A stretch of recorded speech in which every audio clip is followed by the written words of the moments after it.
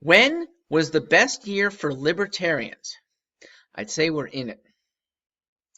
2020 is exposing to everyone the deficiencies of big government. Big government can't protect us. Big government indeed brings on disease faster than it even tries to protect us.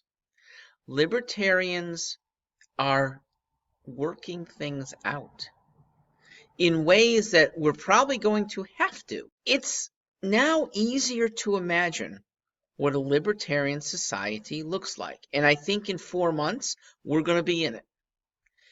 It will be akin, I believe, I'm not 98 years old, because it's only the high 90s people who might be able to remember the Calvin Coolidge administration, the most hands-off government of any of our lifetimes. Well, we're working it now because there are too many things that can't wait for government. And thank goodness we're not waiting. Thank goodness we are actually letting some people out of prison who were convicted of nonviolent crimes, drug crimes that shouldn't be on the books in the first place. That we are eschewing some regulations of the FDA. Because if you really need some drug or you're going to die, you take it, irrespective of the goddamn law that big government has enacted. A libertarian society is starting to take hold as government becomes inaccessible. Thank goodness. And look at the goodness of libertarians at work. We are reducing rents for people who just can't pay it right now. We are delivering food to needy people. Libertarian candidates should be happy and should be running in force for the fall elections because we are showing the deficiencies of big government. Big government is what brought on a faster virus here than it should have. The CDC commanding private firms to stop making tests. Instead, it was just meant to be the CDC making tests, and they bungled it. FDA slowing things down, remedies, test kits, mechanisms that could be in use now. Unfortunately, inventors are afraid to be put in jail.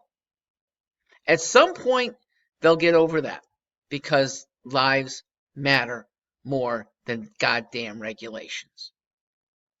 Libertarians have known that for a long time. And the more we expose the deficiencies of government, that it does not protect us well, we end up winning.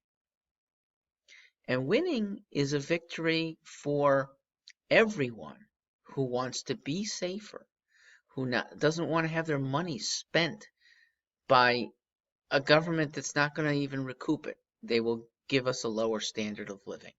Do people realize that the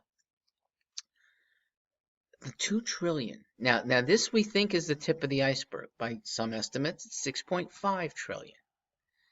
That is more than a year's worth of income tax on people who will be paying the income tax, okay? Because some people can't pay that, and so only the upper income earners. Guess what?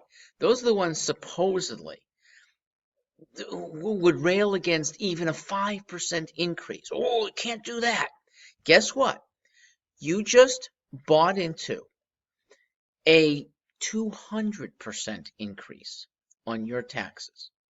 Now, you'll pay it off over time, and your grandkids will be paying it off instead. But that's what you accepted. What could you have had? You could have had a system where the needy businesses get funded privately by we who want to keep them in business and might have money to help do that. I've done that with a couple of my suppliers. We who want to make sure our neighbors are not tossed out by lenders when they don't pay their mortgage. We help them pay their mortgage. Okay, that could be in a larger group than one-on-one. It certainly doesn't need to be at the government's behest, because the government doesn't know who's really needy, who is a scammer. They make blunt systems for getting loans, getting unemployment, and encouraging people to quit work when it would be nicer if they did work. Encouraging maybe the best heeled businesses who have the time and the good credit to still apply for loans to now get free interest and maybe even free money. That's the loan forgiveness. It is a backward system if you're trying to help the people and the businesses that are most needy. But that's what big government does. It can't work surgically. We libertarians know this. It's time the world sees it, and it's time the media uncovers the deficiencies of big government. It's going to be politically a good year for us. Let's hope it is a relatively safe year for all.